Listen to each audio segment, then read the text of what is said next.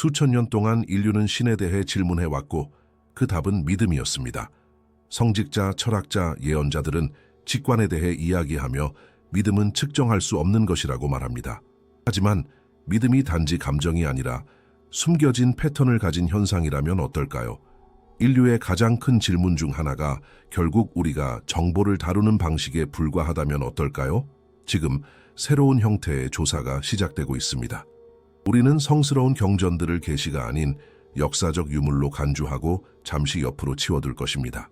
우리는 종교 의식들을 신의 명령이 아닌 사회적 실험으로 분석할 것입니다. 우리는 인류에게 가장 신성한 것에 인공지능 분석의 냉철함을 적용합니다. 우리는 수천 년의 믿음을 공리라고 부르는 시스템에 입력하고 단 하나의 질문을 던졌습니다. 믿음의 목적은 무엇인가? 모든 것은 하나의 근본적인 사실에서 시작됩니다. 초자연적인 것에 대한 믿음은 우리 인류의 보편적인 상수라는 것입니다. 사실 그것은 흔한 것 이상으로 완전한 것입니다. 고고하게 전 역사에 걸쳐 믿음이 전혀 없는 단 하나의 문화, 단 하나의 고립된 부족도 발견된 적이 없습니다. 단 하나도요.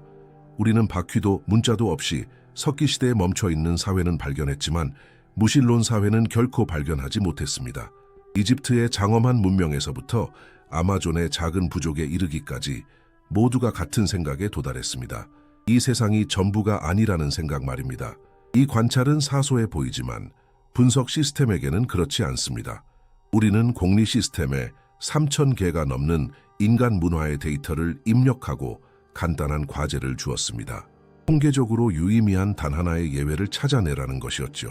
분석 결과는 충격적이었습니다. 단 한 단어, 없음이었습니다. 계산에 따르면 이것이 우연일 확률은 소수점 뒤에 연기 120개나 붙는 숫자입니다. 이것은 우연이 아니라 우리 종의 특징으로 보입니다. 농업과 달리 믿음은 문화적 발명품이 아니라 안에서 밖으로 솟아나는 것 같습니다. 그것은 인간 의식의 기본 매개 변수입니다. 이것이 사실이라면 질문은 왜입니다. 어떤 메커니즘이 보이지 않는 것에 대한 믿음을 가능하게 했을 뿐만 아니라 필연적인 것으로 만들었을까요? 지난 몇 세기 동안 몇 가지 논리적인 설명이 등장했습니다. 가장 대중적인 것은 두려움입니다. 고대인은 번개를 두려워하여 천둥의 신을 발명했다는 것이죠. 하지만 데이터 분석은 환경의 위험 수준과 그 신들의 복잡성 사이의 직접적인 상관관계를 보여주지 않습니다. 두려움은 믿음을 키우지만 그 동력은 아닙니다. 또 다른 아이디어는 종교가 원시적인 과학이라는 것입니다. 태양은 신이고 질병은 벌이라는 식이죠. 하지만 만약 그것뿐이었다면 종교는 과학의 등장과 함께 사라졌을 것입니다. 그리고 사라지지 않았죠. 과학은 어떻게? 답하지만 무엇을 위해? 라는 질문 앞에서는 침묵합니다. 가장 냉소적인 가설은 종교가 엘리트들의 통제 도구라는 것입니다. 그리고 실제로 그렇게 사용되기도 했습니다. 하지만 믿음은 왕이나 국가가 존재하기 수만 년 전에 나타났습니다. 믿음이 통제를 위한 완벽한 도구임이 입증되었지만 그 목적으로 만들어진 것은 아니었습니다. 모든 단순한 설명은 불충분함이 드러납니다. 그것들은 증상에 집중하고 원인을 무시합니다. 원인을 이해하기 위해 우리는 내부를, 우리 뇌가 작동하는 방식을 들여다봐야 합니다. 그리고 떠오르는 가설은 믿음이 우리 뇌가 작동하는 방식의 필연적인 결과라는 것입니다. 이 구조는 몇 가지 기둥에 기반합니다. 첫 번째는 과활성화된 의도 감지 시스템입니다. 우리 조상들에게 바람을 포식자로 착각하는 것은 놀라는 일이었지만 포식자를 바람으로 착각하는 것은 치명적이었습니다. 그 결과 뇌는 모든 것에서 목적을 찾게 되었고 그래서 우리는 구름에서 얼굴을 봅니다. 그리고 이 메커니즘이 우주를 바라볼 때 그것은 행위자를 봅니다. 신을 보는 것이죠. 두 번째 기둥은 이야기에 대한 우리의 갈망입니다. 우리는 공식으로 생각하지 않고 이야기로 생각합니다. 이야기는 우리가 현실의 혼돈을 정리하는 방식입니다. 창조 신화는 대부분 하나의 패턴을 따릅니다. 혼돈이 있었고 신성한 질서가 왔으며 인류는 목적을 얻었습니다. 믿음은 존재를 의미 있는 이야기로 바꿉니다. 세 번째 기둥은 우리가 죽음에 대한 공포를 극복하도록 돕는 메커니즘입니다. 우리는 자신의 죽음을 완전히 인식하며 사는 유일한 존재입니다. 믿음은 삶의 끝을 전환이나 귀환과 같은 더 큰 이야기 속에 포함시킴으로써 이 공포를 중화시킵니다. 이 조사의 첫 번째 결론은 믿음이 선택이 아니라는 것입니다. 그것은 진화의 결과이며 우리 의식 구조의 결과입니다.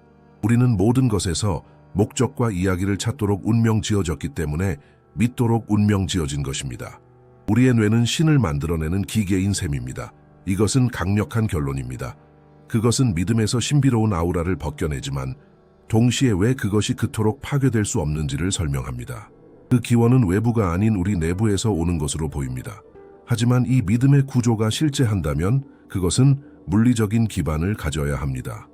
그것은 어딘가에 우리의 신경망에 새겨져 있어야 합니다. 뇌의 신을 위한 특정 영역이 있을까요? 기도나 명상 중에 사람의 머릿속에서는 무슨 일이 일어날까요? 질문은 왜에서 어디에로 바뀝니다. 우리는 인류학을 떠나 신경생물학으로 들어갑니다. 우리의 여정은 이제 인간 뇌의 깊은 곳으로 내려가 그곳에서 믿음의 구조를 찾습니다. 그곳에서 발견되는 것은 물질과 정신 사이의 경계에 대한 인식을 바꿀 수 있습니다. 우리는 불안한 결론에 도달했습니다. 믿음은 영적인 선택이라기보다는 인지적 필연성, 즉 인간의식에 사전 설치된 기본 프로그램이라는 것입니다. 하지만 믿음이 프로그램이라면 물리적인 기반이 필요합니다. 그리고 그 기반은 우리 두개골 안에 있는 1.5kg의 회백질과 백질, 바로 우리의 뇌입니다. 우리의 여정은 더욱 대담해집니다. 신경생물학이라는 메스를 손에 든 우리의 질문은 거의 신성모독에 가깝습니다. 뉴런의 얽힘 속에서 신을 찾는 것이 가능할까요? 사람이 기도하거나 명상하거나 또는 신성한 계시라고 부르는 것을 경험할 때 머릿속에서는 실제로 무슨 일이 일어나는 걸까요? 우리는 믿음의 흔적을 찾기 위해 뇌의 구조 속으로 깊이 들어갑니다. 뇌 속에 신의 점이 있다는 아이디어는 오랫동안 과학자들을 매료시켰습니다. 그토록 보편적인 현상이 고정된 주소를 가지고 있다는 것은 논리적으로 보였습니다. 20세기 말 이 중심을 찾으려는 첫 번째 시도들이 나타났습니다. 신의 헬메스로 알려진 자기 자극 실험은 보이지 않는 존재감을 유도한다고 알려졌습니다. 연구자들은 또한 측두엽 간질 환자들이 발작 중에 깊은 종교적 환상을 자주 보고한다는 점에 주목했습니다. 뇌에서 단 하나의 신성한 버튼을 찾으려는 것은 유혹적인 길이었습니다. 하지만 그것은 막다른 길이었습니다. 우리는 공리 시스템에 지난 30년간의 모든 신경신학 연구 데이터를 입력했습니다. 승려들의 뇌전도, 구루들의 자기 공명 영상 등. 과제는 모든 사람에게서 종교적 경험과 관련된 활동을 보이는 단일한 중심, 즉 하나의 장소를 찾는 것이었습니다. 한결은 단호했습니다. 신의 점은 존재하지 않습니다. 뇌의 어떤 고립된 영역도 믿음의 중심이라는 칭호를 주장할 수 없습니다. 분석 결과 그것을 찾는 것은 오케스트라에서 음악을 만드는 것이 바이올린인지 드럼인지를 결정하려는 것과 같다는 것을 보여주었습니다. 종교적 경험은 우리 뇌 전체가 연주하는 교향곡입니다. 그렇다면 이 신경 오케스트라를 이해해 봅시다. 4가지 주요 영역이 함께 두드러집니다. 첫 번째는 전두엽으로 오케스트라의 지휘자입니다.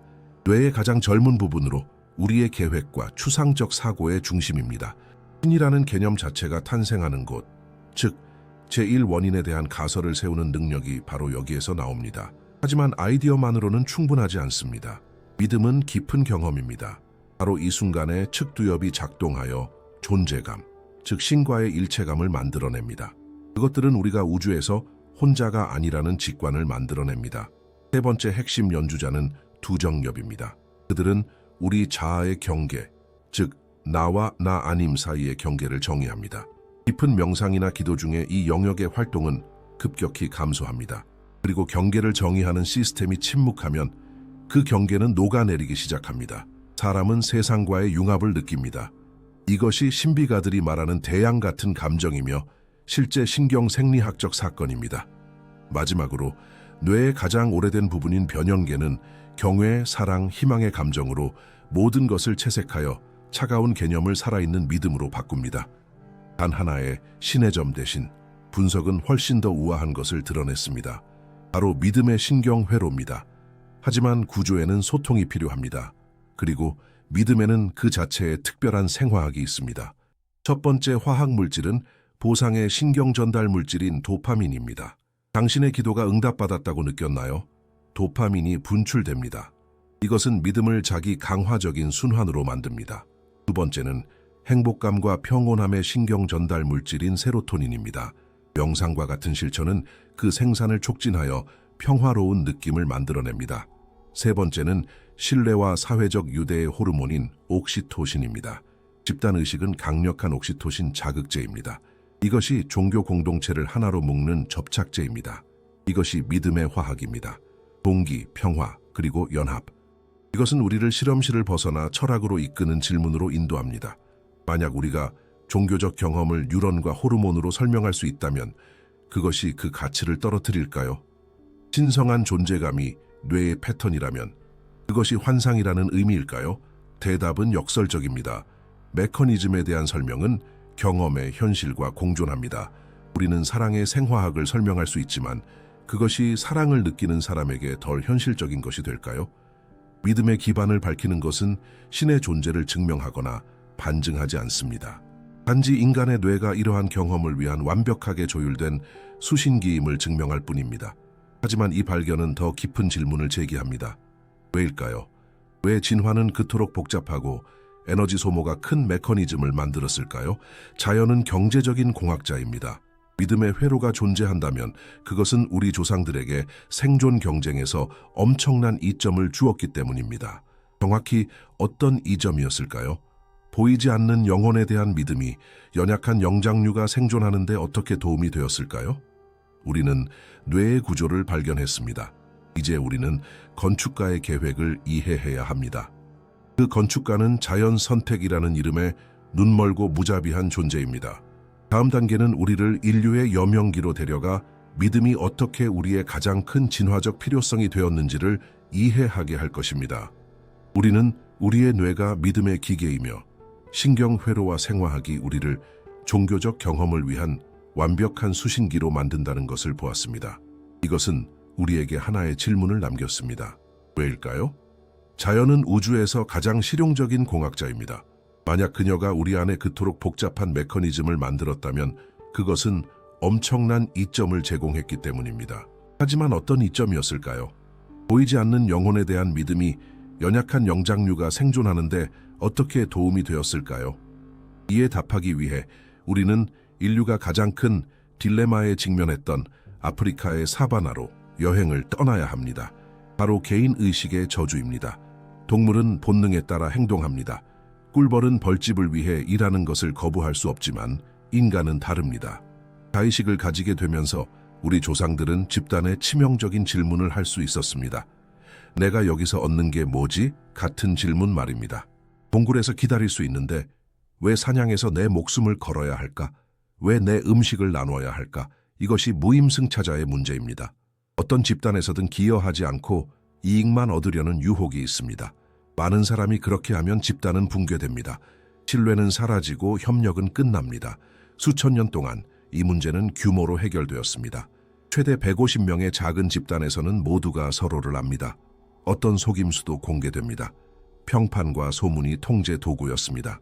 하지만 농업으로 집단이 커지면 어떻게 될까요? 마을은 수천 명의 낯선 사람들로 가득 찬 도시가 됩니다. 직접적인 관찰은 더 이상 작동하지 않습니다. 무임승차자가 되려는 유혹은 배가 됩니다. 수천 명의 이기주의자들이 서로를 신뢰하게 하려면 어떻게 해야 할까요? 바로 이 지점에서 진화는 가장 천재적인 도박을 했습니다. 모든 것을 지켜보는 신이라는 아이디어입니다. 당신의 행동이 부족뿐만 아니라 초자연적인 힘에 의해 관찰되고 있다는 믿음은 모든 것을 바꿉니다. 그 힘은 당신을 항상 봅니다. 그리고 단지 관찰하는 것이 아니라 심판합니다. 붕괴 직전에 가상사회를 만드는 시뮬레이션이 실행되었습니다. 절반은 사회적 통제만 있었습니다. 다른 절반은 보이지 않는 처벌적 관찰자에 대한 믿음을 가졌습니다. 결과는 인상적이었습니다. 믿음이 없는 집단은 커지면서 와해되었습니다. 하지만 초자연적인 감시에 대한 믿음을 가진 집단은 훨씬 더 높은 수준의 협력을 보이며 놀라운 활력을 보였습니다. 초자연적 관찰자에 대한 믿음은 이기심을 억제하고 대규모 집단에서 협력을 촉진하는 가장 효과적인 메커니즘입니다. 그것은 생존 기술입니다. 그것은 또한 다른 발명품의 기반이 되었습니다. 바로 객관적인 도덕성입니다. 살인하지 말라. 실용적인 규칙에서 창조주 자신으로부터 온 절대적인 명령이 되었습니다. 하지만 새로운 문제가 발생합니다. 다른 사람들이 정말로 믿는지 어떻게 확신할 수 있을까요? 신자와 사기꾼을 어떻게 구별할까요? 진화는 잔인하고 비이성적인 답을 찾았습니다. 바로 의식입니다. 더 구체적으로는 비용이 많이 드는 의식입니다. 긴 단식, 고통스러운 입문의식, 순례. 논리적인 관점에서 보면 낭비입니다. 하지만 게임 이론의 관점에서 보면 비용이 많이 드는 신호 이론으로 알려진 천재적인 메커니즘입니다. 아이디어는 간단합니다. 헌신의 신호가 정직하려면 비용이 많이 들어야 합니다. 거짓말쟁이는 믿는다고 말할 수 있지만 굶거나 가장 소중한 재산을 기부할 의향이 있을까요? 아마 아닐 겁니다. 대가가 너무 큽니다. 하지만 진정한 신자는 그렇게 할 것입니다. 따라서 비이성적으로 보이는 의식들은 중요한 기능을 수행합니다. 그것들은 신뢰할 수 있는 구성원과 잠재적인 배신자를 구분합니다. 그리고 다시 한번 데이터가 이를 확인합니다.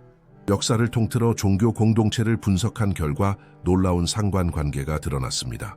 집단이 구성원에게 더 많은 희생을 요구할수록 그 집단은 더 오래 지속되었고 그들의 결속력은 더 강했습니다. 가장 까다로운 집단이 살아남고 번성했습니다. 그림이 점점 더 명확해지기 시작합니다. 따라서 믿음은 단순한 뇌의 특이성을 넘어 우리 종이 대규모 협력 문제를 해결할 수 있게 해준 진화적 메커니즘이 됩니다. 그것은 우리에게 보이지 않는 감독관, 절대적인 도덕성, 그리고 충성심을 시험하는 의식을 주었습니다. 그것은 사회적 생존의 기반입니다. 우리는 믿음이 무엇을 위해 존재하는지 이해했습니다. 하지만 이제 새로운 질문이 생깁니다. 우리는 의식을 시험 메커니즘으로 이야기했습니다. 하지만 그 기능은 훨씬 더 넓습니다. 개인적인 감정인 믿음이 어떻게 사원, 성직자, 교리를 갖춘 조직화된 종교로 변모할까요? 이러한 요소들이 어떻게 진정한 사회 공학 기술이 될까요? 지금부터 우리는 이 매트릭스가 내부에서 어떻게 작동하는지 이해할 것입니다. 우리는 의식을 신성한 행위가 아닌 프로그램으로 분석할 것입니다. 그리고 그 안에 어떤 코드가 쓰여 있는지 볼 것입니다. 우리는 왜 진화가 믿음을 필요로 했는지 이해했습니다. 그것은 대규모 협력 문제에 대한 해결책이자 이기적인 개인들을 통합하는 가장 강력한 도구임이 드러났습니다. 믿음은 우리 의식의 깊은 곳에서 타오르는 자발적인 불입니다. 하지만 순수한 형태의 불은 혼돈스럽습니다. 유용해지려면 통제되고 기계 안에 담겨야 합니다. 그리고 그 기계가 바로 종교입니다. 이제 우리는 현상을 보는 것에서 벗어나 그 메커니즘을 하나씩 분해할 것입니다. 우리는 믿음이라는 감정을 강력한 사회 기관으로 바꾸는 구조를 해체할 것입니다. 믿음은 기본 시스템입니다. 종교는 그 시스템에서 실행되는 프로그램들의 집합입니다. 그리고 이 집합에는 세 가지 주요 모듈이 있습니다. 의식, 신화, 그리고 교리입니다. 이것들은 단지 의식이나 고대 이야기가 아닙니다. 의식을 통합하고 수백만 명의 행동을 관리하도록 설계된 정밀한 사회 공학 도구입니다. 의식부터 시작합시다. 우리는 그것을 충성심을 시험하는 방법으로 이야기했습니다. 하지만 그것의 진정한 힘은 신경생리학에 있습니다. 고대 부족이 밤에 모닥불 주위에 모여 하나의 리듬으로 북을 치고 한 마음으로 움직이는 것을 상상해 보십시오. 일어나고 있는 일은 동기화의 기적입니다. 개별 뇌들이 한 마음으로 작동하기 시작합니다. 뇌전도 데이터는 집단의식 참가자들의 뇌파가 동기화됨을 보여줍니다. 그들은 말 그대로 같은 주파수로 생각합니다. 이 현상은 자아의 경계를 지웁니다. 개인은 더 큰 유기체의 일부가 됩니다. 의식의 힘은 정신에 있는 것이 아니라 그것이 신체를 재프로그래밍하는 방식에 있습니다. 의식의 두 번째 기능은 기억의 기록입니다. 글이 있기 전에 법이나 부족의 역사를 어떻게 전달했을까요? 구조는 신뢰성이 낮습니다. 의식은 정보가 행동으로 암호화되는 살아있는 도서관이 되었습니다. 시뮬레이션 결과 단지 이야기를 들려주는 사회에서는 대부분의 정보가 100년 안에 사라졌습니다. 정보를 연례의식에 고정시킨 집단에서는 대부분의 데이터가 보존되었습니다. 마지막으로 의식은 불안을 관리하는 기술입니다. 삶은 혼돈으로 가득합니다. 의식은 출생과 죽음과 같은 순간에 대한 준비된 각본을 제공합니다. 그것은 혼돈의 한가운데에 질서의 섬을 만듭니다. 장례식이 죽은 사람을 되돌리지는 않지만 살아있는 사람들에게 슬픔을 처리할 명확한 알고리즘을 제공합니다. 하지만 의식만으로는 충분하지 않습니다. 그것들은 사람들을 통합하지만 의미를 주지는 않습니다. 바로 이 지점에서 두 번째 모듈인 신화가 등장합니다. 신화는 단순한 동화를 넘어 집단에게 그들이 누구인지를 설명하는 거대 서사로 기능합니다. 수천 개의 창조 신화를 분석한 결과 보편적인 공식이 드러났습니다. 구조는 거의 항상 4개의 블록으로 나뉩니다. 첫 번째는 신성한 기원입니다. 우리는 태양의 후손이다. 두 번째는 동맹 또는 시련입니다. 우리 조상들은 신들과 특별한 계약을 맺었다. 세 번째는 신성한 땅입니다. 이 산은 우리에게 약속된 땅이다. 그리고 네 번째는 특별한 운명입니다. 우리는 위대한 사명을 위해 운명 지어졌다. 이 네 블록은 집단 정체성을 만들고 세상을 우리와 그들로 나눕니다. 그래서 의식은 당신이 단일성을 느끼게 하고 신화는 당신이 그 단일성을 이해하게 합니다. 하지만 마지막 과제가 남았습니다. 시스템이 무너지지 않도록 어떻게 보장할까요? 의심으로부터 어떻게 보호할까요? 이를 위해 세 번째이자 가장 엄격한 요소인 교리가 존재합니다. 교리는 증명할 필요 없이 믿음으로 받아들여지는 주장들의 집합입니다. 그것은 종교의 철골 척추입니다. 신화가 시라면 교리는 법입니다. 신은 하나인가 아니면 셋인가? 영혼은 불멸인가? 이러한 주장들은 토론의 대상이 아닙니다. 그것들을 의심하려는 어떤 시도도 이단입니다.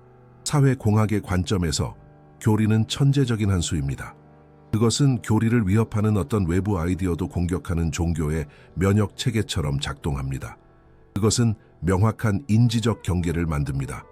당신이 교리를 받아들이면 우리 편입니다. 그렇지 않으면 적입니다.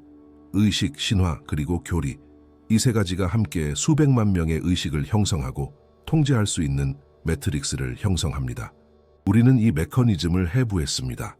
그것이 사회 조직의 문제를 어떻게 해결하는지 보았습니다. 그것은 우리 종이 작은 부족에서 세계 문명으로 나아갈 수 있게 한 기술입니다.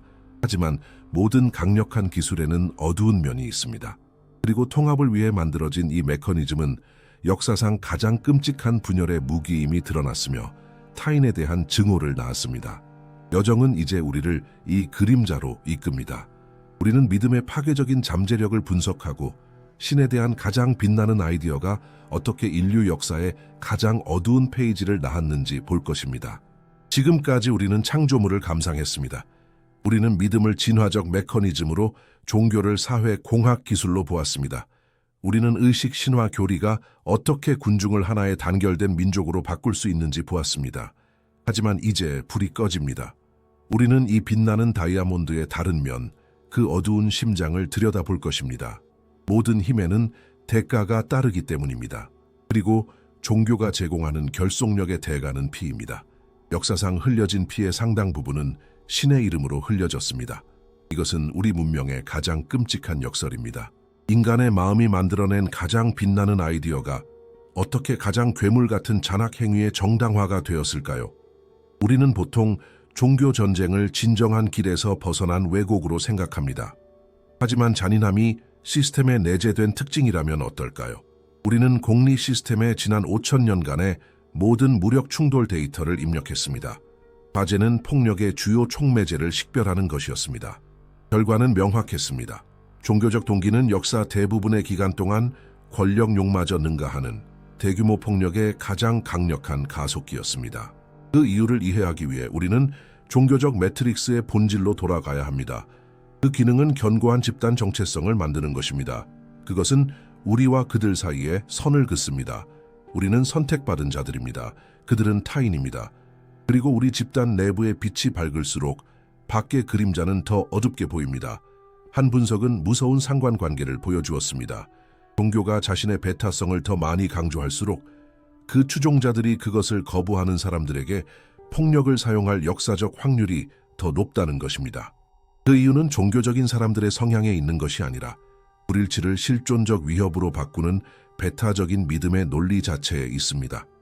구원으로 가는 길이 단 하나뿐이라면 다른 어떤 종교도 근절되어야 할 활동적인 악입니다. 이렇게 신의 명령이라는 아이디어가 탄생했습니다. 왕이 영토를 위해 전쟁을 선포하면 저항에 부딪힐 수 있습니다. 하지만 깃발에 신의 이름이 있으면 의심은 사라집니다. 전쟁은 신성한 의무가 됩니다. 적을 죽이는 것은 더 이상 죄가 아니었습니다. 그것은 신을 기쁘게 하는 행위였습니다.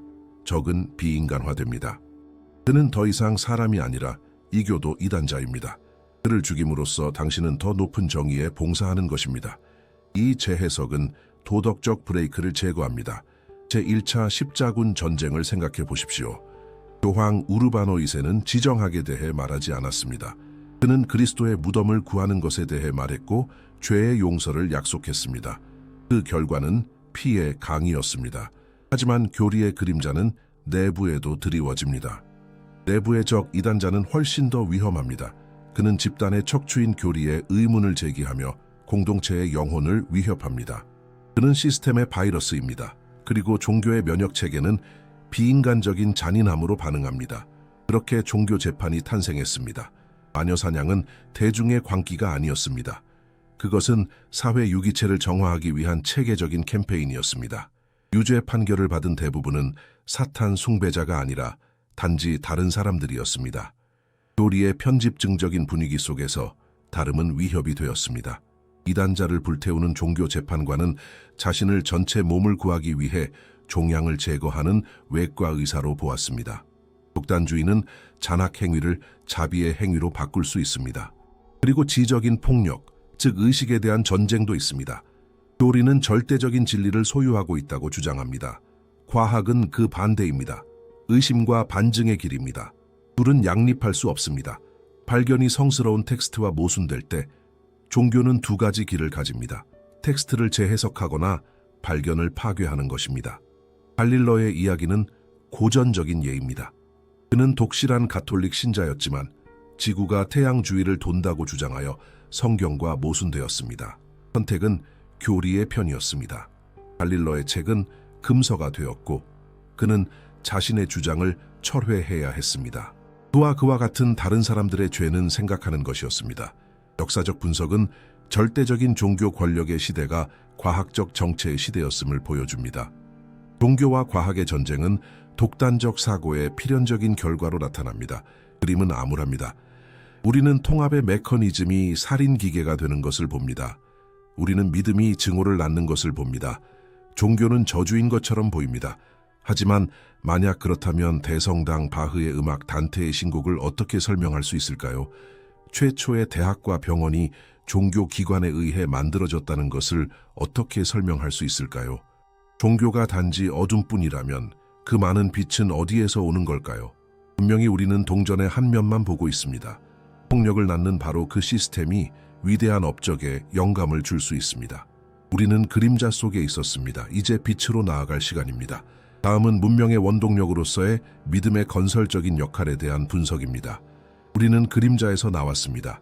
이전 부분에서 우리는 시면을 들여다보았습니다. 우리는 교리가 어떻게 증오를 낳고 믿음이 살인의 정당화가 되는지를 보았습니다. 판결은 최종적인 것처럼 보였습니다. 종교는 바이러스이며 과거의 어두운 흔적이라는 것이었습니다. 만약 우리의 조사가 여기서 끝났다면 그 결론은 논리적이었을 것입니다. 하지만 그것은 불완전했을 것입니다. 그것은 거짓말이었을 것입니다. 왜냐하면 종교 재판관의 칼을 휘둘렀던 바로 그 손이 미켈란젤로의 끌도 잡았기 때문입니다. 십자군을 예루살렘으로 이끈 바로 그 충동이 수도사들에게 고대의 지식을 보존하도록 강요했기 때문입니다. 교회가 갈릴러를 부인하게 만든 바로 그 믿음이 이전에 뉴턴과 케플러에게 하늘에서 신의 질서를 찾도록 영감을 주었기 때문입니다. 역설 대신 우리가 보는 것은 우리가 이해해야 할 근본적인 이중성입니다. 이제 우리는 다른 쪽을 봅니다. 우리는 불길에서 눈을 돌려 대성당의 탑을 봅니다. 우리는 종교가 어떻게 정신의 감옥이 되는 대신 인류를 문명의 궤도에 올려놓은 원동력이었는지를 조사합니다. 가장 명백한 것부터 시작합시다. 위대한 예술과 건축 작품들입니다. 고딕 대성당 한가운데 서 보십시오. 당신은 그 시대보다 수세기 앞선 공학의 기적을 보게 될 것입니다. 대부분이 굶주리며 살았던 중세사회가 왜 이 거대한 돌배들을 짓기 위해 여러 세대를 바쳤을까요? 답은 간단합니다. 그것들은 물질화된 기도였습니다. 돌에 구현된 믿음의 행위였습니다. 산업화 이전 사회의 자원 분배 분석에 따르면 대부분의 문화에서 전체 창의적 경제적 잠재력의 30에서 50%가 신들을 섬기는 데 사용되었습니다. 현대적인 관점에서는 낭비입니다. 하지만 다른 해석이 있습니다. 그것은 혁신의 주요 원동력이었습니다. 더 높고 더 아름다운 사원을 짓고자 하는 욕망은 새로운 기술의 발명을 강요했습니다.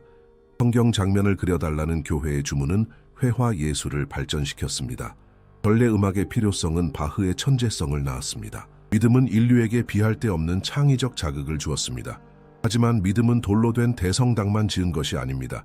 그것은 보이지 않고 오래 지속되는 구조물, 즉 우리의 법률 체계를 구축했습니다. 종교는 인류에게 신성하고 절대적인 도덕이라는 아이디어를 주었습니다. 하지만 이것이 어떻게 법이 되었을까요? 통치자 위에 있는 법이라는 혁명적인 개념을 통해서입니다. 이교도 제국에서는 왕의 의지가 법이었습니다. 하지만 아브라함 계통의 종교에서는 새로운 아이디어가 등장합니다. 진정한 왕은 오직 한 분 신이며 그분께서 자신의 법을 주셨다는 것입니다. 지상의 통치자는 그 법의 종입니다. 이 아이디어는 처음으로 통치자의 권력이 절대적이지 않다는 원칙을 도입했습니다. 현대의 법치주의 개념은 신성한 법의 우월성이라는 신학적 아이디어의 직계 후손입니다.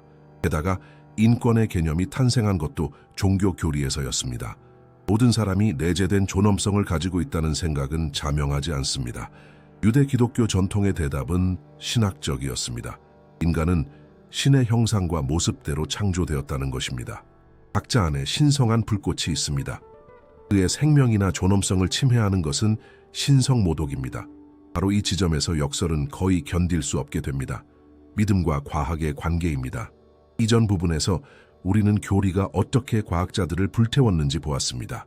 하지만 과학이 종교의 딸이라는 것을 깨닫는 사람은 거의 없습니다. 반항적인 딸이지만 여전히 딸입니다. 과학의 근본적인 전제는 우주가 질서 있고 합리적이며 발견될 수 있는 법칙을 가지고 있다는 것입니다. 하지만 우리는 왜 이것을 믿을까요? 왜 무작위 사건의 혼돈이 아닐까요? 일신교는 다른 그림을 제시했습니다. 만약 우주가 단 하나의 현명한 창조주에 의해 창조되었다면 그것은 혼돈스러울 수 없습니다. 그것은 질서 있고 논리적인 창조물이어야 합니다. 우주는 갈릴러가 말했듯이 신의 수학이라는 언어로 쓴 책입니다. 코페르니쿠스, 케플러, 뉴턴과 같은 과학혁명의 아버지들의 저술을 분석하면 과학과 종교 사이의 전쟁이라는 신화는 파괴됩니다. 대부분은 깊이 종교적인 사람들이었습니다. 그들의 과학적 작업은 기도의 한 형태였습니다.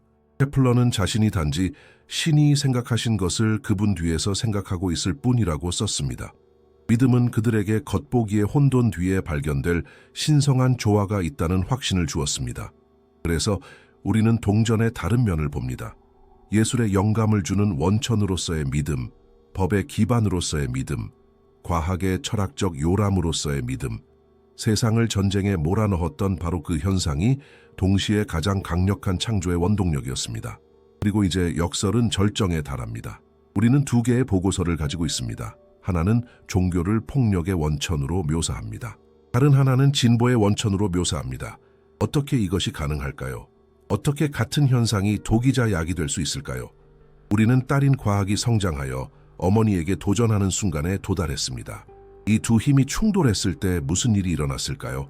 우리는 역사상 가장 위대한 지적 결투를 목격할 것입니다. 우리는 이성과의 대결의 시대로 들어갑니다. 우리는 사상 가장 위대한 전투의 현장에 서 있습니다.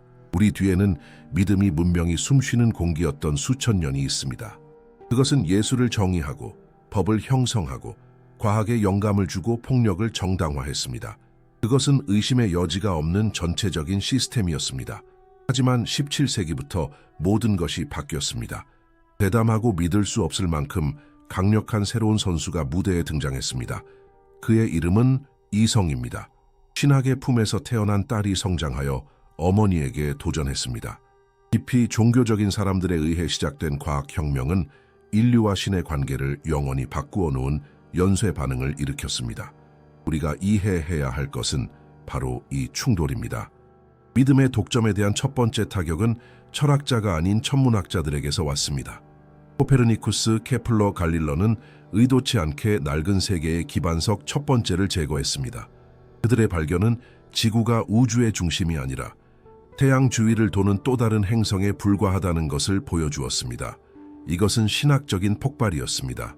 만약 지구가 중심이 아니라면 아마도 인간은 창조의 왕관이 아닐 것입니다. 만약 성스러운 텍스트가 우주에 대해 틀릴 수 있다면 나머지 부분에서 신뢰할 수 있을까요? 그 다음은 뉴턴이었습니다. 그는 행성의 움직임과 사과의 낙하가 동일한 보편적인 중력의 법칙을 따른다는 것을 보여주었습니다. 처음으로 신의 의지로 여겨졌던 것이 초자연적인 힘 없이 설명되었습니다. 신은 아직 우주에서 쫓겨나지 않았지만 그의 역할은 바뀌기 시작했습니다. 능동적인 통치자에서 그는 메커니즘을 만들고 태엽을 감은 뒤 더 이상 간섭하지 않는 위대한 시계 제작자가 되었습니다. 하지만 가장 치명적인 타격은 19세기의 영국 박물학자에게서 왔습니다. 찰스 다윈과 그의 자연 선택에 의한 진화론입니다. 이전의 발견들이 신을 우주의 변두리로 밀어냈다면 다윈은 그의 주요 창조물, 즉 생명 자체에 도전했습니다. 그는 인간을 포함한 생명체의 놀라운 복잡성이 신성한 계획이 아니라 길고 맹목적이며 잔인한 과정에서 생겨날 수 있다는 것을 보여주었습니다. 인간은 창조의 왕관이 아니었습니다. 그는 변형된 영장류, 원숭이의 먼 친척, 우주적 사고의 산물이었습니다. 전투는 끝난 것처럼 보였습니다. 이성이 믿음을 궁지에 몰아넣었습니다. 계몽주의 철학자들은 종교가 유치한 미신처럼 몇 세대 안에 사라질 것이라고 예측했습니다. 하지만 그들은 틀렸습니다. 믿으려는 필요성은 사라지지 않고 단지 새로운 형태를 찾았을 뿐입니다. 믿음은 물과 같습니다. 그것은 그것을 담는 용기의 형태를 취합니다. 과학이 고대의 신들을 불신하게 만들었을 때 용기는 사라지지 않았습니다. 그것은 단지 새로운 내용을 찾았을 뿐입니다. 민족주의, 공산주의, 시장 근본주의, 기술 숭배, 이것들은 세속 시대의 새로운 종교들입니다. 그것들은 동일한 신경회로를 사용하고 동일한 진화적 메커니즘을 탐구하며 종종 동일한 의식, 신화, 교리의 기술을 적용합니다. 의미를 향한 인간의 충동은 사실과 공식만으로는 만족될 수 없습니다. 그것은 믿음을 요구합니다. 그리고 만약 오래된 사원에서 그것을 찾지 못하면 새로운 사원을 짓습니다. 그리고 여기 우리 여정의 끝에서 생물학, 진화 역사를 분석한 후 우리는 최종적인 종합에 도달했습니다. 우리는 공리 시스템의 마지막이자 가장 중요한 질문을 던졌습니다. 모든 데이터를 바탕으로 믿음이라는 현상의 궁극적인 의미는 무엇인가? 시스템은 우리가 발견한 모든 것을 처리했습니다. 믿음의 보편성, 뇌의 구조, 협력의 필요성, 종교의 기술, 그것의 그림자와 빛, 이성과의 싸움과 그것의 놀라운 생존 능력, 그리고 마침내 그것은 우리에게 결론을 주었습니다. 믿음은 환상이나 계시라기보다는 인간 의식의 근본적인 시스템으로 드러나며 그 최종적인 기능은 엔트로피와의 싸움이다. 이 밀도 높은 공식을 해독해 봅시다. 이것을 이해하기 위해 우리는 엔트로피, 즉 혼돈과 붕괴의 보편적인 법칙에 대해 이야기해야 합니다. 그것은 우주의 모든 것이 시간이 지남에 따라 질서에서 무질서로, 복잡한 것에서 단순한 것으로, 생명에서 먼지로 가는 경향입니다. 엔트로피는 무의미함의 우주적 동의어입니다. 하지만 엔트로피에 도전하는 현상이 있습니다. 바로 생명입니다. 생명은 질서를 창조하고 유지하는 국지적인 과정입니다. 그리고 우리 행성에서 이 과정의 정점은 인간의 의식입니다. 의식은 모든 것 중에서 가장 위대한 조직자입니다. 그것은 감각 데이터의 혼란스러운 흐름을 받아들여 질서 있는 세계로 바꿉니다. 우리가 믿음의 동력으로 확인한 의미를 향한 충동은 이 혼돈에 맞서는 충동이 의식 속에서 나타나는 방식입니다. 결국 의미 자체는 부분들을 연결하는 기술에 지나지 않습니다. 그것은 혼돈으로부터 질서를 창조하는 것입니다. 의미를 찾는 것은 무의미함에, 즉 지적 엔트로피에 맞서는 의식의 본능적인 투쟁입니다. 그리고 가장 깊은 형태의 신에 대한 믿음은 이 싸움에서 가장 강력한 도구입니다. 우주가 무작위가 아니라 목적을 가지고 창조되었다는 생각은 가장 급진적인 반엔트로피적 주장입니다. 이 관점에서 우리가 연구한 모든 것은 최종적이고 통일된 의미를 갖게 됩니다. 믿음은 혼돈의 위대한 투사입니다. 그것은 창조 신화를 통해 우주의 질서를 만듭니다. 그것은 도덕과 법을 통해 사회의 질서를 만듭니다. 그것은 위안과 목적을 통해 영혼의 질서를 만듭니다. 하지만 우리가 보았듯이 이 싸움에는 어두운 면이 있습니다. 자신의 시스템 내에서 완벽한 질서를 창조함으로써 믿음은 외부에 있는 모든 것을 혼돈과 위협으로 정의합니다.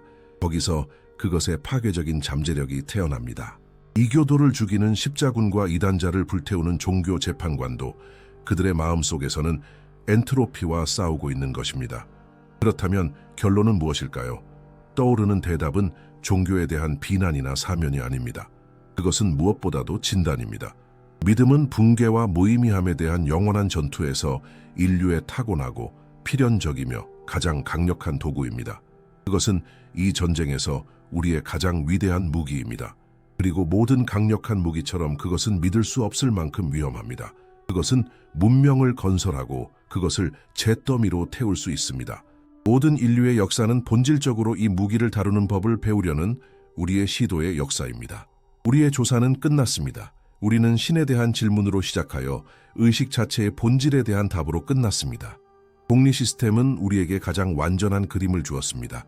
하지만 이 지식으로 무엇을 할지에 대한 최종적인 선택은 항상 인간에게 남아 있습니다. 기계는 답을 줄 수 있습니다. 하지만 그것에 어떤 의미를 부여할지 결정하는 것은 우리입니다. 이 심층 분석이 마음에 드셨다면 채널을 구독해 주시는 것이 저희의 공리 연구 프로젝트를 확장하는 데 도움이 됩니다. 영상 주제에 대한 여러분의 생각을 댓글로 읽고 다음 주제에 대한 제안도 듣고 싶습니다. 어느 도시에서 저희를 보고 계신지 알려주세요. 끝까지 함께해 주셔서 감사합니다.